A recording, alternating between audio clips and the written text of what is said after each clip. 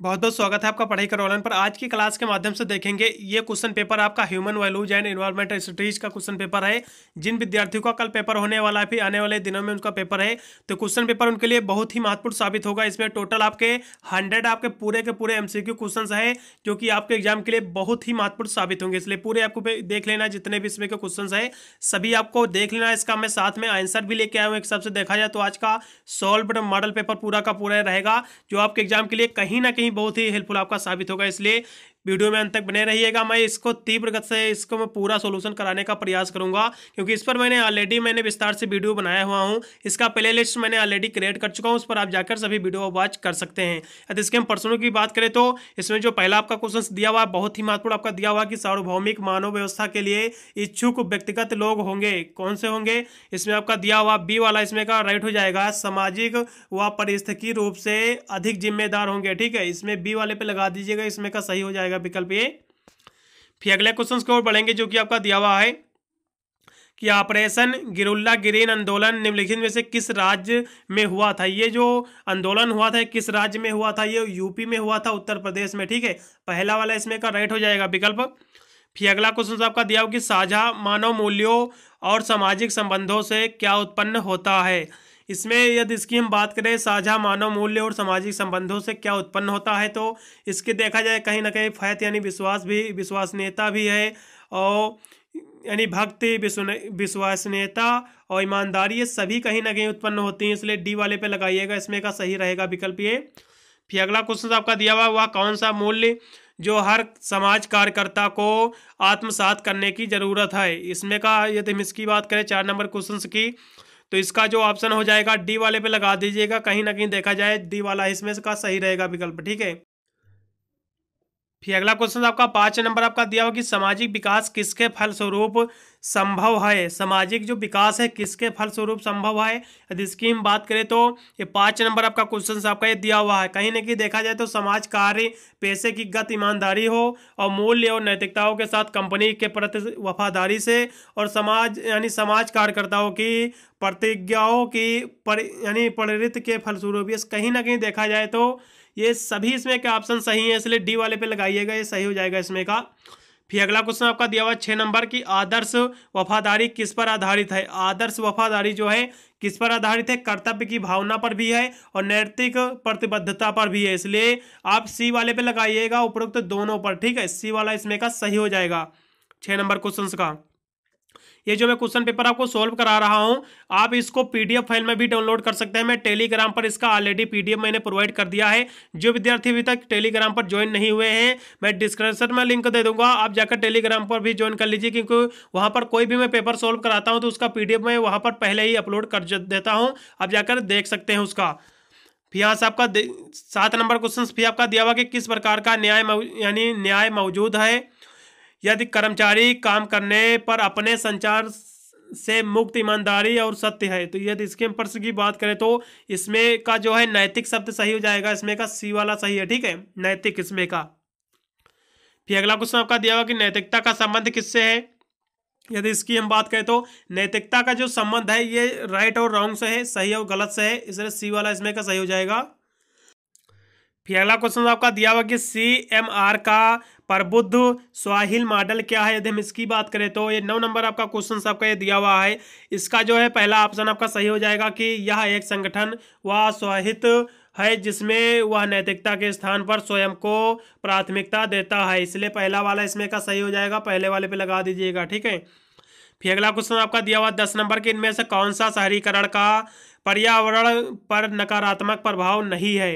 यानी इनमें से कौन सा शहरीकरण का यानी पर्यावरण पर नकारात्मक प्रभाव नहीं है। यदि इसकी हम बात करें तो वनों की कटाई भी इसका प्रभाव है। ठीक है, प्रदूषण भी इसका प्रभाव ही है, लेकिन पूछा गया कि नकारात्मक प्रभाव नहीं है, इसलिए जल का जो चक्रीकरण जो है ये इसका प्रभाव नहीं है, इसलिए सी वाले पे लगाइएगा, इसमें का सही हो जाएगा ऑप्शन। ठीक है, फिर 11 नंबर आपका क्वेश्चन दिया होगा कि इनमें से कौन सा सूखे का मानव जनित कारण है। यानी इनमें से कौन सा सूखे का मानव जनित कारण है। वनों की कटाई भी इसका कारण है, जल की अत्यधिक मांग भी इसका कारण है, और अत्याधिक पैदावार भी इसका कारण ही है, कहीं ना कहीं देखा जाए 11 नंबर का।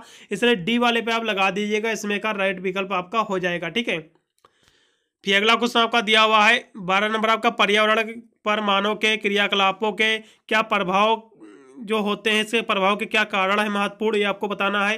यदि इसकी हम बात करें तो ये आपका 12 नंबर आपका क्वेश्चन आपका ये दिया हुआ है कि पर्यावरण पर मानव के क्रियाकलापों के प्रभाव के महत्वपूर्ण कारक कौन कौन से हैं, ये आपको बताना है। आपका 12 नंबर आपका क्वेश्चन दिया हुआ है, इसमें का जो राइट हो जाएगा विकल्प आपका वातावरणीय स्थितियां जो हैं, इसका पहला ये आपका कारण हो जाएगा। ठीक है, इसमें सी नंबर पे लगा दीजिएगा, बहुत ही महत्वपूर्ण क्वेश्चन है। ठीक है, ये आपका सी नंबर इसमें का विकल्प आपका राइट है। फिर अगला क्वेश्चन आपका दिया हुआ 13 नंबर आपका, वर्षा वनों के बड़े क्षेत्रों में पेड़ों को काटने का दीर्घकालीन प्रभाव क्या है। यदि हम पेड़ों को काटने का इसका क्या दीर्घकालीन प्रभाव क्या है, यदि इसकी हम बात करें तो ये 13 नंबर आपका क्वेश्चन आपका दिया हुआ है, इसमें का जो विकल्प हो जाएगा, इसमें का डी विकल्प आपका राइट हो जाएगा, क्योंकि पेड़ों को जब काटोगे तो मृदा अपरदन की संभावना बढ़ जाती है। ठीक है, इसलिए इन क्षेत्रों में मृदा अपरदन की जो है शिकायत बढ़ जाती है, इसलिए इस पर डी वाले पे लगा दीजिएगा, इसमें का सही हो जाएगा। ठीक है, ये अगला क्वेश्चन आपका दिया हुआ 14 नंबर आपका, इनमें से कौन सा नैतिकता का लक्षण नहीं है। इनमें से कौन सा नैतिकता का लक्षण नहीं है, ये आपको बताना है। यदि इसकी हम बात करें तो 14 नंबर क्वेश्चन की, तो इसमें का जो सी नंबर प्रश्न आपका दिया हुआ है, सी नंबर जो ऑप्शन दिया हुआ है कि दर्शन शास्त्र की शाखा, ये जो है नैतिकता का संबंध इससे नहीं है, बिल्कुल भी नहीं, इसका लक्षण नहीं है। ठीक है, इसलिए सी वाले पे लगा दीजिएगा, इसमें का राइट हो जाएगा। फिर अगला क्वेश्चन आपका दिया हुआ कि विचार का समूह जो किसी के लक्ष्य, अपेक्षाएं तथा कार्यों का समावेश करता है वो क्या कहलाता है, वो कहलाता है वैल्यूज। ठीक है, पहला ऑप्शन इसमें का सही हो जाएगा, गुण मूल्य। ठीक है, पहले वाले पे लगाइएगा। फिर अगला क्वेश्चन आपका दिया हो कि भारत में उपभोक्ता संरक्षण अधिनियम कानून जो है कब पास किया गया। यदि इसकी हम बात करें तो ये क्वेश्चन आपका दिया हुआ है, इसमें का बी वाले पे आप लगाइएगा 1986 में। ये जो है भारत में उपभोक्ता संरक्षण अधिनियम कानून जो है ये 1986 को पर इसको पास किया गया है, और ये जो है 24 दिसंबर, ठीक है, ये 24 दिसंबर को जो है 24 दिसंबर, कभी पूछ लेता है किस महीने में हुआ, ठीक है, इसका प्रस्तावित किया गया, तो ये 24 दिसंबर 1986 में ये जो है कानून ये पास किया गया। ठीक है, भारत में उपभोक्ता संरक्षण अधिनियम जो है 24 दिसंबर 1986 ईस्वी को ये पास किया गया। ठीक है, फिर अगले क्वेश्चन को बढ़ेंगे। सूचना का अधिकार कानून, सूचना का अधिकार कानून कब बनाया गया। यदि हम इसकी बात करें तो 17 नंबर क्वेश्चन की, सूचना का जो अधिकार कानून है ये बनाया गया 2005 में। ठीक है, अक्टूबर 2005 में। ये जो है बहुत ही महत्वपूर्ण प्रश्न है, 12 अक्टूबर जो है 12 अक्टूबर 1905 में जो है सूचना का अधिकार कानून बनाया गया है। इसमें का पहला विकल्प जो है राइट रहेगा। अगला क्वेश्चन फिर आपका दिया हुआ 18 नंबर की, किन्हें गांधी जी अपने दो फेफड़े कहते थे। गांधी जी जो थे किन्हें अपने दो फेफड़े कहते थे, ये जो है अहिंसा और सत्य को अपने दोनों फेफड़े कहते थे। बी वाले पे लगाइएगा, इसमें का सही विकल्प है। फिर अगला क्वेश्चन आपका दिया हो कि गांधी जी के अनुसार सत्याग्रह का आवश्यक सिद्धांत क्या है। यदि इसकी हम बात करें तो कहीं ना कहीं देखा जाए तो सभी इसके आवश्यक सिद्धांत है, क्योंकि अहिंसा परमो धर्म उनका एक मार्गदर्शन ही था और सत्य भी है, इसलिए उपरोक्त सभी पे लगा दीजिएगा, इसमें का सही विकल्प आपका हो जाएगा 19 नंबर क्वेश्चन का। ठीक है, फिर अगला क्वेश्चन आपका दिया हो कि स्वराज का गांधी जी के अनुसार क्या अर्थ है। स्वराज का गांधी जी के अनुसार क्या अर्थ है। यदि इसकी हम बात करें तो सेल्फ गवर्नमेंट जो है इनका अर्थ है। ठीक है, स्वराज का गांधी जी के अनुसार, इसलिए सी वाले पे लगाइएगा, इसमें का राइट विकल्प है। फिर अगला क्वेश्चन आपका दिया होगा कि शिक्षा से मेरा अभिप्राय बच्चे और मनुष्य के सर्वांगीण विकास से है। शरीर, मस्तिष्क और आत्मा का यह कथन किसका है या किसने इस कथन को कहा है। यदि इसकी हम बात करें तो ये क्वेश्चन 21 नंबर आपका क्वेश्चन है, ये जो है कथन ये महात्मा गांधी जी का कथन है। बी वाले पे लगाइएगा, इसमें का सही विकल्प है। ठीक है, ये आपका 21 नंबर क्वेश्चन था ये। फिर अगला क्वेश्चन की ओर हम बढ़ेंगे, जो कि आपका दिया हुआ कि मानव मूल्य इनके लिए आवश्यक है। मानव मूल्य किनके लिए आवश्यक है। यदि हम इसकी बात करें तो 22 नंबर क्वेश्चन है, ये जो है स्वयं, एक दूसरे और प्रकृति के साथ सद्भाव में रहना इनके लिए आवश्यक है, इसलिए पहले वाले पे लगाइएगा, इसमें का राइट विकल्प है। ठीक है, फिर अगला क्वेश्चन आपका दिया हो कि एक आपका समंजयपूर्ण विश्व 4 स्तरों पर मूल्यों द्वारा निर्मित होता है, ये क्या है। यदि इसकी हम बात करें तो 23 नंबर क्वेश्चन की, तो इसमें का जो बी विकल्प है व्यक्ति, परिवार, समाज और ब्रह्मांड, ये इसमें का विकल्प राइट हो जाएगा। ठीक है, बी वाला सही इसमें का है। फिर 24 नंबर आपका क्वेश्चन दिया हुआ कि एक देश जिसने सार्वभौमिक मानव व्यवस्था में अनुकरण किया है और उनके होने की संभावना क्या है, यदि हम इसकी बात करें तो 24 नंबर क्वेश्चन की, तो ये जो है अधिकार वैश्विक व्यापार, ठीक है, पहले वाले पे लगाइएगा 24 नंबर का, इसमें का राइट विकल्प हो जाएगा, ठीक है। फिर अगला क्वेश्चन आपका दिया हुआ कि वनों की कटाई के कारण क्या है। वनों की कटाई के हम कारण की हम बात करें तो ये जनसंख्या वृद्धि और अत्यधिक जनसंख्या का शहरीकरण भी कहीं ना कहीं वैश्वीकरण भी है, और सरकारी संस्थानों की बेईमानी है, सभी इसके कारण है वन कटाई के। इसलिए डी वाले पे आप लगाइएगा, इसमें का सही विकल्प आपका हो जाएगा ये 25 नंबर क्वेश्चन का। फिर 26 नंबर आपका क्वेश्चन दिया कि प्रवाल भित्तियाँ प्रवाल भित्तियों की विविधता और उत्पादकता निम्न में से समान है, किसकी समान है, हम इसकी बात करें तो ये 26 नंबर आपका क्वेश्चन दिया हुआ है। ये जो रेगिस्तानी जो वातावरण है इसका ये समान है, ठीक है। ये जो प्रवाल भित्तियाँ और जो विविधता है ये जो है रेगिस्तान वातावरण का ये समान है, ठीक है। पहला वाला इसमें का राइट हो जाएगा। फिर स्वामी विवेकानंद के अनुसार शिक्षा का क्या उद्देश्य होना चाहिए। स्वामी विवेकानंद के अनुसार शिक्षा का क्या उद्देश्य होना चाहिए। जीवन निर्माण भी है, मानव निर्माण भी है, चरित्र निर्माण, ये सभी होना चाहिए। इसलिए डी वाले पे आप लगाइएगा, उपरोक्त सभी इसमें का सही हो जाएगा विकल्प ये। विवेकानंद जी के शिक्षा दर्शन की विशेषताएं क्या है ये आपको बताना है। यदि शिक्षा शास्त्र की इसकी विशेषताओं की बात करें तो सभी इसकी विशेषताएं हैं, व्यवहारवाद भी है, प्राकृतवाद भी है, आदर्शवाद भी। इसलिए डी वाले पे आप लगाइएगा, इसमें का राइट विकल्प आपका ये हो जाएगा। फिर अगला क्वेश्चन आपका दिया हुआ 30 नंबर की भारत में बुनियादी शिक्षा इसके द्वारा प्रारंभ की गई। बुनियादी शिक्षा जो है भारत में किसके द्वारा प्रारंभ की गई, गांधी जी के द्वारा। इसलिए डी वाला इसमें का राइट हो जाएगा। फिर अगला क्वेश्चन आपका दिया होगा कि गांधी जी के अनुसार इसके अतिरिक्त 7 घातक पाप क्या है। इसमें का डी वाला सही हो जाएगा, हर कीमत पर व्यस्तता, ठीक है। इसमें का डी वाला राइट विकल्प है। फिर मूल्य परक शिक्षा का उद्देश्य क्या है। यदि मूल्य परक शिक्षा के उद्देश्य की हम बात करें तो इसमें का सार्वभौमिक मूल्य मूल्यों का को बढ़ावा देना और पाठ्यक्रम को आसान बनाना, ये दोनों इसमें दिया हुआ। भी तीसरा दिया हुआ व्यक्तियों में मूल्य का विकास होना, ठीक है, विकास करना। इसलिए ए जो दिया हुआ है प्रश्न आपका ए और सी दोनों इसमें का राइट हो जाएगा। इसलिए डी वाले पे आप लगाइएगा, सही आपका विकल्प हो जाएगा।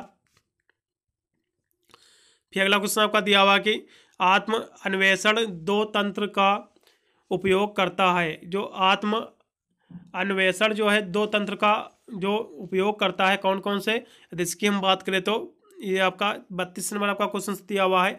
ये जो है प्रयोगात्मक सत्यापन जो है इसमें का राइट विकल्प आपका हो जाएगा, ठीक है। फिर आपका सह अस्तित्व का अर्थ क्या है।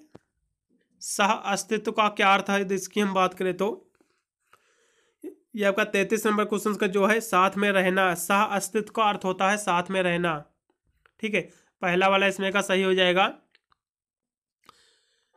बहुत से मानव मूल्य अच्छे और सही इसके द्वारा प्रतीत होते हैं। यानी बहुत से मानव मूल्य अच्छे और सही इसके द्वारा प्रतीत होते हैं। यदि हम इसकी बात करें तो सकारात्मक भावनाएं भी हैं और आंतरिक प्रसन्नता भी है, प्राकृतिक स्वीकृति कार्य भी है।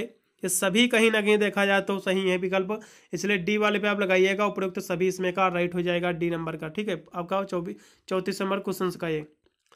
फिर अगला क्वेश्चन का दिया हुआ कि पेशेवर नैतिकता में क्षमता का क्या अर्थ है। पेशेवर जो नैतिकता में क्षमता क्या अर्थ है इसकी। यदि इसकी हम बात करें तो ये आपका 35 नंबर क्वेश्चन का जो है इसमें का भी आपका डी विकल्प आपका राइट हो जाएगा।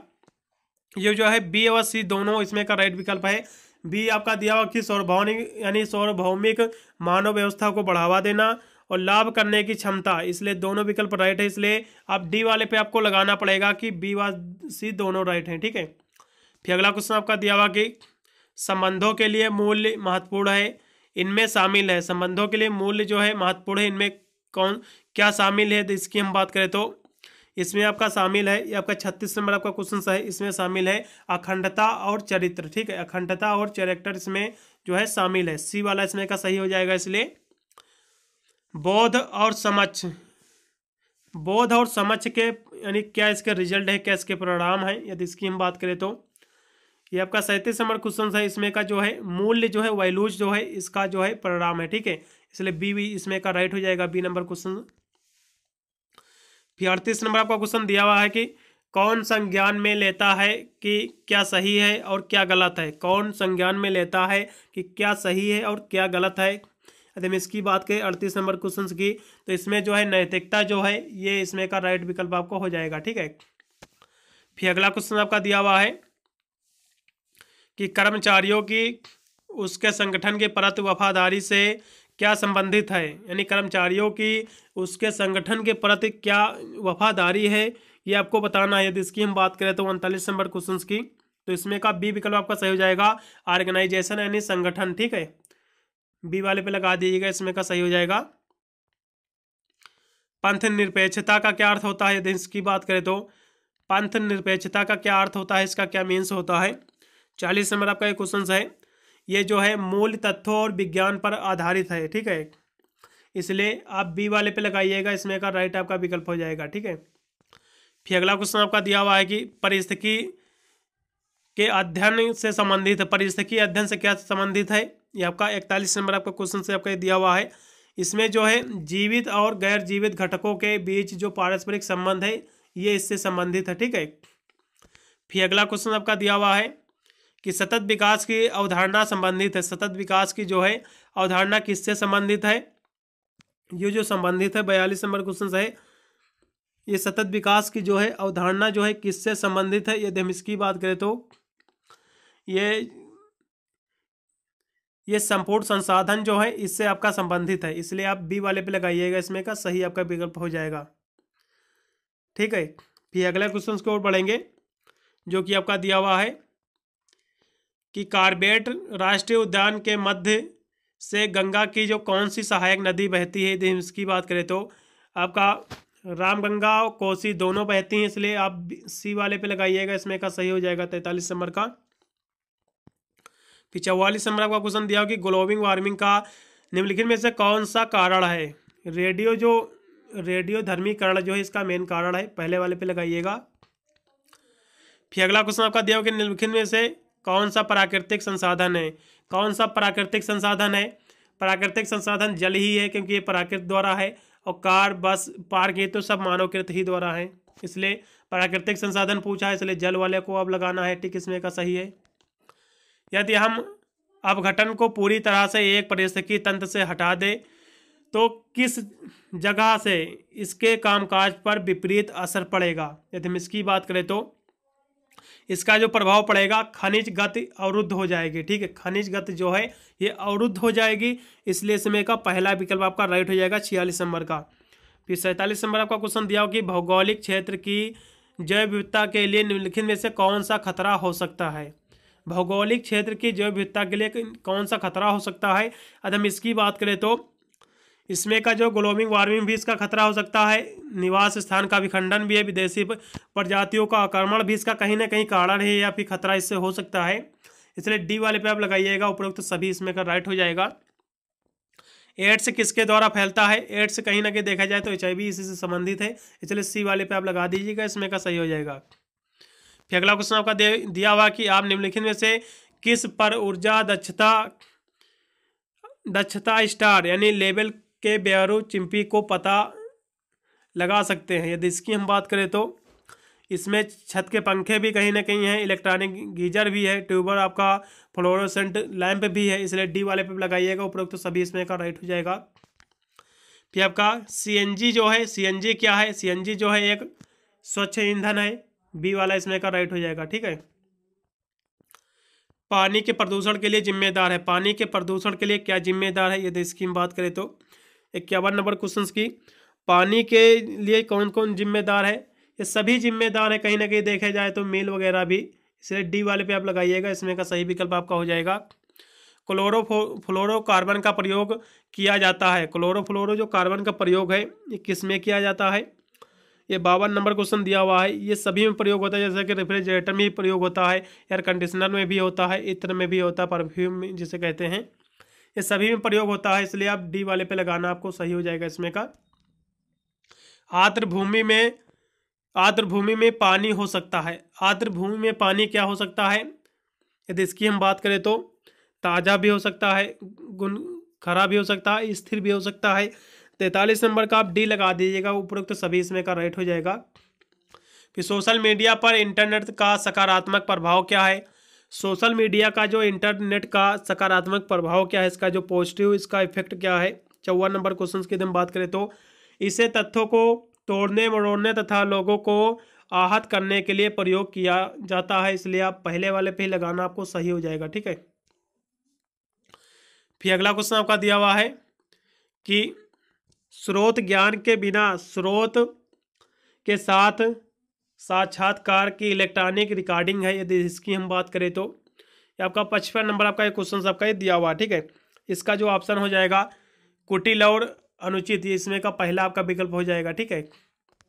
फिर अगला क्वेश्चन आपका दिया हुआ है 56 नंबर आपका कि जनसंपर्क के नैतिक मुद्दों में निम्नलिखित में से कौन सा शामिल नहीं होगा। जो जनसंपर्क है इसके जो नैतिक मुद्दे हैं इनमें से कौन सा शामिल नहीं होगा, यदि हम इसकी बात करें तो 56 नंबर क्वेश्चन की तो जो है भ्रामक छाप दे रहा है ये आपका इसमें नहीं होगा। ठीक है। भ्रामक वाला मिसलीडिंग जो है इसमें नहीं होगा, इसलिए पहला वाला इसमें सही हो जाएगा। फिर 57 नंबर आपका क्वेश्चन दिया हुआ कि पसंद और समग्र की जो स्थित और मन की जो ऐसी स्थिति जो सद्भाव पैदा करती है क्या कहलाती है, वो कहलाती आनंद। ठीक है। हैप्पीनेस कहलाती है, पहला इसमें का दूसरा आपका राइट हो जाएगा।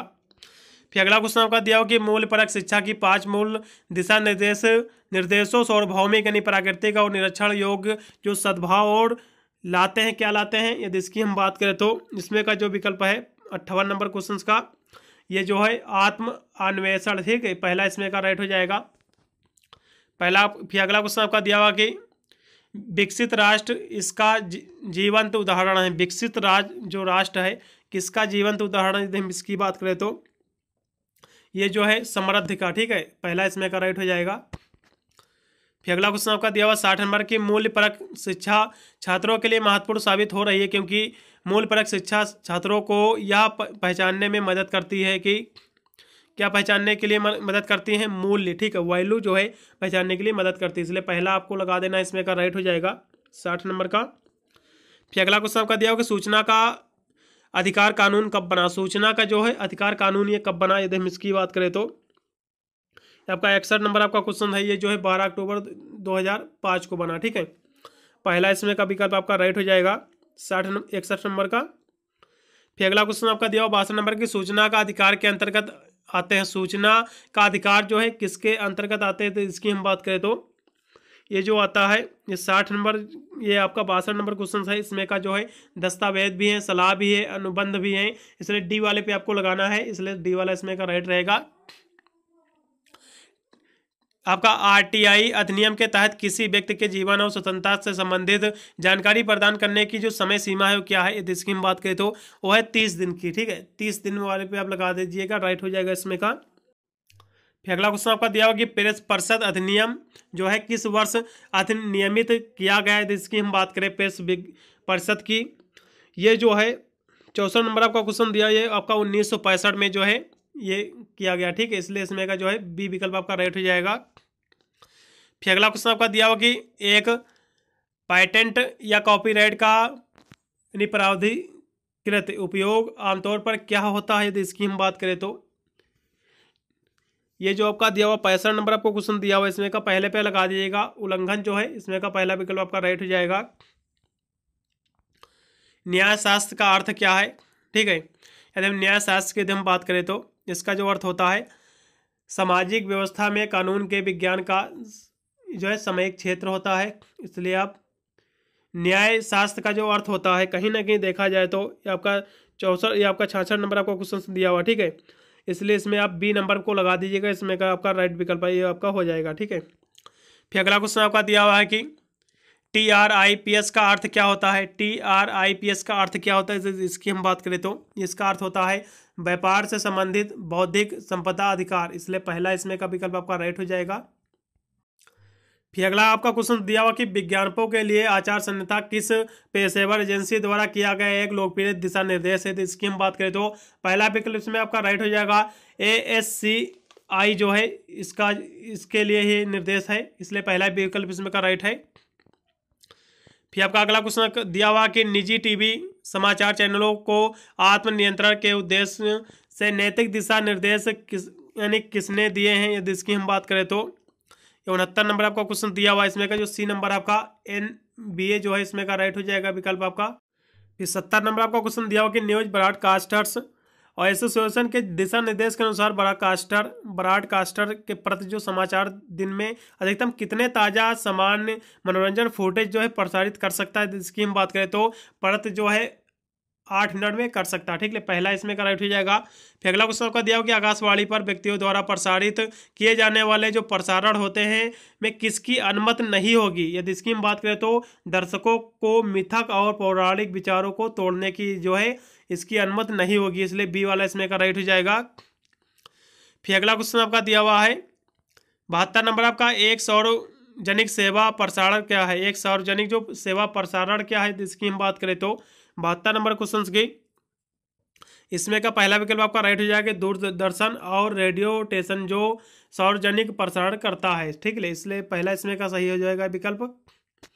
फिर अगला क्वेश्चन आपका दिया हुआ है कि पत्रकार नैतिक संहिताओं में कौन सा विषय शामिल नहीं है, यदि हम इसकी बात करें तो 73 नंबर क्वेश्चन की जिसमें का जो बी विकल्प है ये जो छल है ये शामिल नहीं है, इसलिए इसमें का बी विकल्प आपका राइट हो जाएगा 73 नंबर क्वेश्चन का।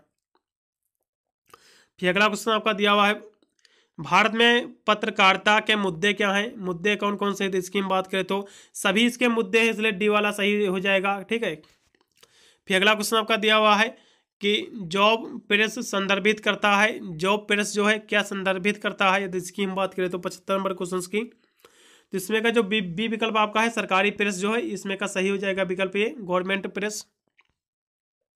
फिर शोध के साहित्य चोरी क्या है, शोध में साहित्यिक चोरी क्या है, यदि इसकी हम बात करें तो 76 नंबर क्वेश्चन की ये जो डी नंबर आपका विकल्प है पिछले डेटा का संदर्भ लेना और उस पर नए उद्देश्य के साथ काम करना, ये जो है इसमें का विकल्प आपका राइट हो जाएगा। ठीक है,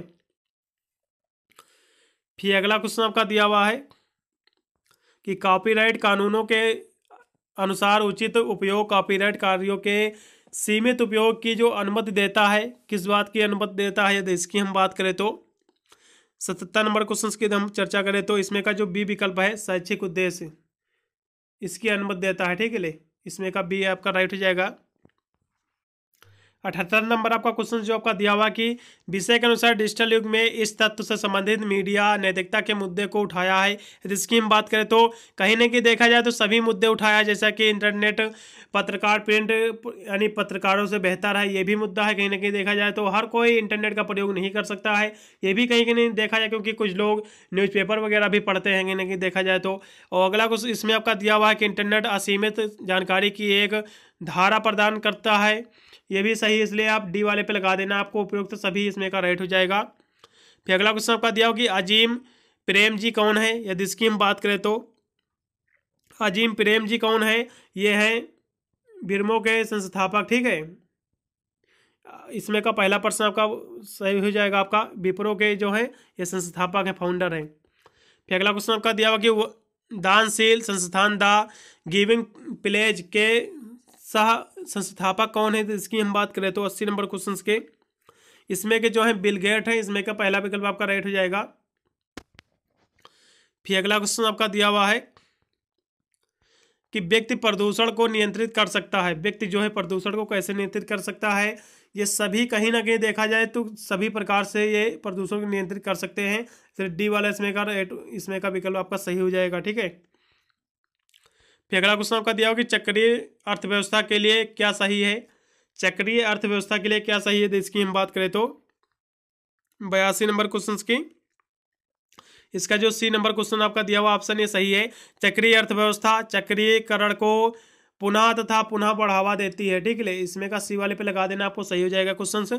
फिर अगला क्वेश्चन आपका दिया हो कि चक्रीय अर्थव्यवस्था का क्या लाभ है, इसकी हम बात करें तो चक्रीय अर्थव्यवस्था का क्या लाभ है, यदि इसकी हम लाभ की बात करें तो ये जो लाभ है कहीं ना कहीं देखा जाए सभी इसके लाभ ही हैं, पर्यावरण अनुकूलन भी है, अनुकूलित भी है और अधिकतर रोजगार परक भी है, कम घातक, ये सभी है, इसमें का डी वाले पे लगाना आपको सही रहेगा इसमें का।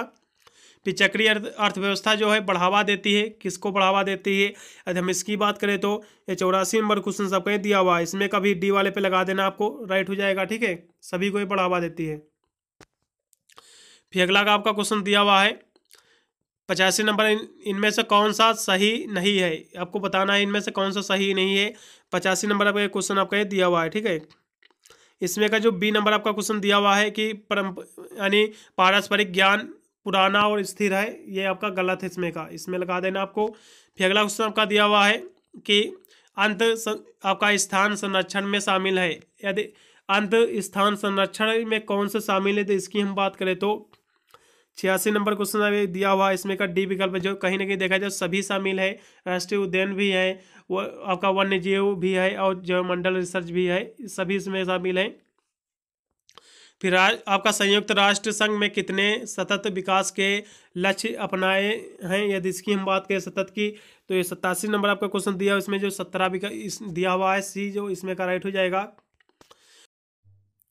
अगला क्वेश्चन आपका दिया हुआ है 88 नंबर की राष्ट्रीय हरित न्यायाधिकरण की स्थापना कब हुई है, इसकी हम बात करें तो 88 नंबर क्वेश्चन की ये जो स्थापना हुई है ये 18 अक्टूबर 2010 में हुई, ठीक है।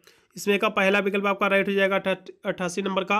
फिर 89 नंबर के क्वेश्चन की ओर चलेंगे, जो कि आपका दिया हुआ कि राष्ट्रीय हरित न्यायाधिकरण के विषय में क्या सत्य नहीं है, इसके विषय में क्या सत्य नहीं है, इसकी हम बात करें तो इसका जो विकल्प है बी आपका राइट हो जाएगा। यह एक संवैधानिक संस्था, ये जो है संस्था नहीं है, इसमें का बी जो है इसमें का राइट हो जाएगा विकल्प, इसलिए।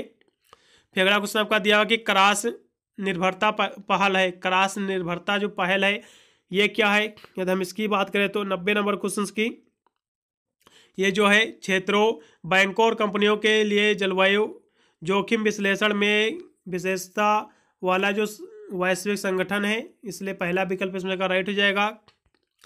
फिर हाल ही में पक्षी महोत्सव किसके द्वारा आयोजित किया गया है, हाल ही में पक्षी महोत्सव किसके द्वारा आयोजित कराया गया है, जिसकी हम बात करें 91 नंबर क्वेश्चन की, तो इसमें का जो है पहला विकल्प आपका राइट हो जाएगा भरतपुर राष्ट्रीय उद्यान द्वारा, ठीक है। यदि आपके यूनिवर्सिटी में पेपर हो जाता है तो आप मुझे अपना जो है पेपर आप टेलीग्राम पर PDF बनाकर भेज सकते हैं, मैं उसका आंसर की जल्द से जल्द प्रोवाइड कर दूंगा, ठीक है। फिर अगला क्वेश्चन आपका दिया हुआ है कि कार्बनिक खाद्य यानी का अर्थ है, कार्बनिक खाद्य का क्या अर्थ है, इसकी हम बात करें तो 52 नंबर क्वेश्चन की यानी 92 क्वेश्चन की कार्बनिक खाद्य का अर्थ क्या है। कहीं ना कहीं देखा जाए तो कृषि विभाग द्वारा कार्बनिक प्रमाणित और संश्लेषित खाद्य कीटनाशक के बिना उत्पादित किया जाना, ये सभी इसके कहीं ना कहीं इसके अर्थ ही हैं, इसलिए आप डी वाले पे आपको लगाना है, ठीक है। इसमें का सही हो जाएगा विकल्प ये। अगला क्वेश्चन आपका दिया हुआ है कि 93 क्वेश्चन आपका जो दिया हुआ है बहुत ही महत्वपूर्ण प्रश्न है। यह क्वेश्चन आपका दिया हुआ कि कंप्यूटर सुरक्षा के जनक कौन है, यहाँ से पूछा गया कि कंप्यूटर सुरक्षा के जनक कौन है, यहाँ पर कंप्यूटर के जनक नहीं पूछा गया है, यहाँ पर पूछा गया कि कंप्यूटर सुरक्षा के जनक कौन है। यदि पूछता कि कंप्यूटर के जनक कौन है यानी कंप्यूटर को किसने बनाया किसने खोजा, तो चार्ल्स बेबेज आप यहाँ पर लिख सकते थे, ठीक, ऑप्शन लगा सकते थे, लेकिन यहाँ पर पूछा गया कि कंप्यूटर सुरक्षा के जनक कौन है, तो इसके हम जनक की बात करें तो अगस्त जो है इसमें का पहला विकल्प आपका राइट हो जाएगा, ठीक है। केस चौब जो है इसके जनक है, ठीक है, अगस्त पहला इसमें का लगा दीजिएगा, ऑप्शन आपका सही हो जाएगा ये। फिर अगला क्वेश्चन आपका दिया हुआ कि जैविक खाद में है, जैविक खाद में क्या है, 94 क्वेश्चन आपका ये दिया हुआ है, जैविक खाद में क्या है, इसमें जो है सभी कहीं ना कहीं देखा जाए ओमेगा 3 फैटी अम्ल के स्रोत भी हैं, विटामिन और खनिज की मात्रा भी है, एक्सीडेंट की अधिकता भी है, इसलिए आप डी वाले पे लगाइएगा, सही रहेगा ऑप्शन ये। फिर अगला क्वेश्चन आपका दिया हुआ कि जैविक खेती इस पर आधारित है, जैविक खेती किस पर आधारित है, तो इसकी हम बात करें तो 95 क्वेश्चन की ये जो है पारिस्थितिकी भूविद्रीकरण पे आपका ये आधारित है, ठीक है। फिर अगला क्वेश्चन आपका दिया हुआ कि कार्बनिक कृषि शब्द किसने सर्वप्रथम प्रयोग किया, कार्बनिक कृषि शब्द सर्वप्रथम किसने जो है प्रयोग किया इस शब्द को, ये आपका 96 क्वेश्चन आपका दिया हुआ, इसका जो है वाल्टर जेम्स आपका इन्होंने प्रयोग किया था, इसलिए बी वाले पे लगा देना, आपको सही हो जाएगा ऑप्शन। फिर अगला क्वेश्चन आपका दिया होगा कि किन राज्य को कार्बनिक घोषित किया गया है, किन राज्यों को कार्बनिक घोषित किया गया है, इसकी हम बात करें तो सिक्किम उत्तरांचल ये दोनों को घोषित किया गया, इसलिए आप सी वाले पे लगाइएगा, ए व बी दोनों हैं, ठीक है। फिर अगला क्वेश्चन आपका दिया हुआ कि किसने कहा कि नवयुवकों को नौकरी मांगने के स्थान पर नौकरी उत्पन्न यानी देने वाले बनने की आवश्यकता है, यदि इसकी हम बात करें तो ये किसने कहा था, ये कहा था ये APJ अब्दुल कलाम ने कहा था, आप बी वाले पे लगा दीजिएगा, इसमें का राइट हो जाएगा विकल्प ये। फिर अगला क्वेश्चन आपका दिया हुआ कि लोक वनस्पत विज्ञान में लोक का क्या अर्थ होता है, इसका क्या मीन्स होता है, इसकी हम बात करें तो ये होता है, लोक का अर्थ होता है क्षेत्र, इलाका, ये सभी होता है, संस्कृत भी होती है, सभ्यता भी होती है, इसलिए आप डी वाले पे लगाइएगा, उपरोक्त तो सभी इसमें का राइट हो जाएगा। फिर लास्ट में क्वेश्चन आपका बच जाता है कि किसने सर्वप्रथम इकोसिस्टम शब्द का प्रयोग किया है। इकोसिस्टम शब्द का किसने प्रयोग किया है, एजी टेंसले ने प्रयोग किया है। ठीक है, बी वाले पे लगाना है, सही विकल्प हो जाएगा। बिल्कुल प्रश्न आपको देखने को मिलेगा। टोटल आपके 100% थे, मैंने आपको सोल्व करा दिया है, जो कि कहीं ना कहीं आपके एग्जाम के लिए बहुत ही महत्वपूर्ण साबित होंगे। यदि आपके यूनिवर्सिटी का पेपर हो जाता तो आप मुझे टेलीग्राम पर भेज दीजिएगा, उसका मैं सोल्यूशन आंसर की मैं प्रोवाइड कर दूंगा, जिससे आपको पता चलेगा कि आप अपने एग्जाम में कितने नंबर सही करके आए हुए हैं, कितने गोले को। ठीक है, मिलता हूँ वीडियो के लिए, तब तक सभी को thank you watching this video.